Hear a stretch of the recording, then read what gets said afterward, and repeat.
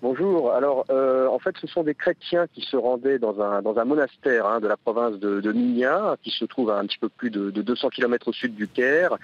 Et apparemment, leur bus a été attaqué par 8 à 10 hommes armés. Armés d'armes légères, des coupeurs de route en fait, une embuscade qui montre que les assaillants attendaient ce bus, attendaient ces coptes, ces chrétiens coptes. Tout porte à croire, alors qu'il n'y a pas encore eu de revendication, mais tout porte à croire qu'il s'agit donc d'un attentat, une attaque délibérée contre les chrétiens. La province de Minya abrite une forte population chrétienne, 30% de la population là-bas, alors que dans le reste de l'Égypte, les chrétiens représentent environ 10% de la population. Et il y a régulièrement des violences dans cette province contre les Coptes, églises brûlées, assassinats, menaces, etc. Évidemment, comme je le disais, on pense tout de suite au groupe État islamique en Égypte, qui a annoncé d'ailleurs en janvier dernier que les chrétiens seraient désormais pour lui une cible prioritaire.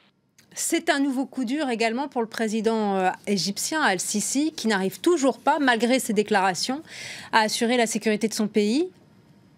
Absolument, absolument. Un nouveau coup dur. 3 églises ont été récemment attaquées en Égypte par le groupe État islamique. Une au Caire en décembre dernier et 2 autres le même jour, le 9 avril, dans le delta du Nil. 3 attaques qui avaient fait près de 80 morts.